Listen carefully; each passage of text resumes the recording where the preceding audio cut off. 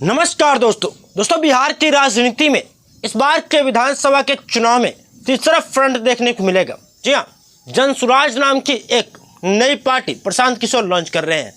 अब इसमें देखने वाली बात यह होगी, क्या वह पार्टियां या फिर वह नेता इसमें शामिल होंगे या फिर इसके साथ गठबंधन करके चुनाव लड़ेंगे, जो कभी किसी गठबंधन में तो कभी किसी गठबंधन में रहते हैं। तो इसी में से एक सबसे ज़्यादा महत्वपूर्ण नाम है मुकेश सहनी का। जी हाँ, VIP party supremo Mukesh Sahani ji का।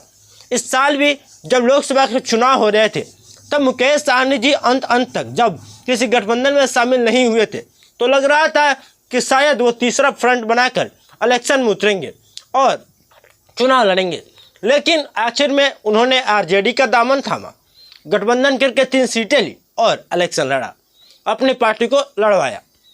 अब जो बिहार में तीसरा फ्रंट बनाने का प्रयास प्रशांत किशोर के द्वारा जनसुराज के नाम पर किया जा रहा है और इसे पॉलिटिकल पार्टी के रूप में गठित किया जा रहा है और बाकायदा कहा गया है कि इस पार्टी का राष्ट्रीय अध्यक्ष कोई दलित बनेगा, पहला राष्ट्रीय अध्यक्ष। तो क्या इसके बाद अब यह संभावनाएं जताई जा सकती है कि आने वाले विधानसभा चुनाव में जब मुकेश सहनी जी का जितने भी क्राइटेरिया है उनके जो 25-30 सीटों का उप मुख्यमंत्री पद का अगर आरजेडी पूरा नहीं करती है, आरजेडी आश्वासन नहीं देती है, प्रेस कॉन्फ्रेंस पर नहीं बोलती है, तो मुकेश सहनी जी फिर पहले जैसे गठबंधन तोड़कर किसी दूसरे गठबंधन में जाने का प्रयास करेंगे। और हाँ, आपको पता होगा मुकेश सहनी जी कई बार ऑन कैमरा बोल चुके हैं कि मैं भाजपा के साथ नहीं जाऊंगा क्योंकि भाजपा मेरी पार्टी तोड़ दी थी। तो कहीं ना कहीं एक ऑप्शन बनता है और वो है तीसरा फ्रंट।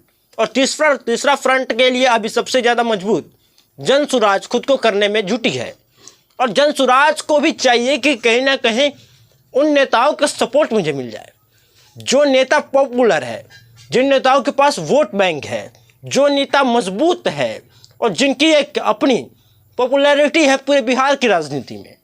तो कहीं ना कहीं प्रशांत किशोर भी ऐसे नेताओं के पीछे पड़े होंगे, इनडायरेक्टली वो इनसे संपर्क में होंगे और कहीं ना कहीं वो चाह रहे होंगे कि तीसरा फ्रंट जितना ज़्यादा मजबूत हो जाए उतना ही अच्छा है।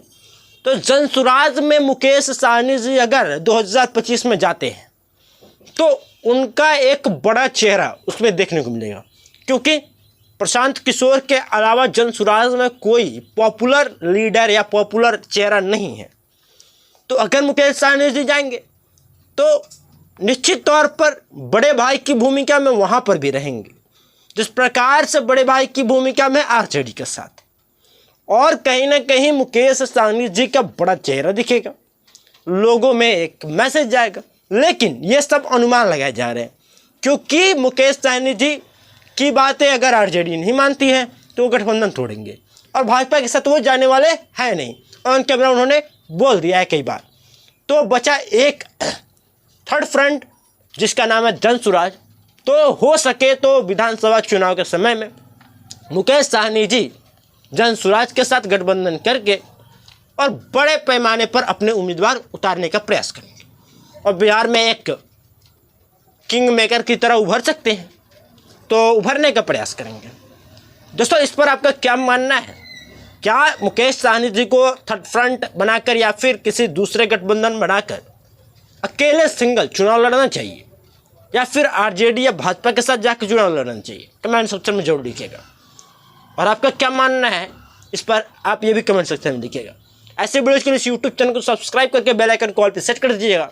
मिलते हैं नेक्स्ट वीडियो में, तब तक के लिए धन्यवाद।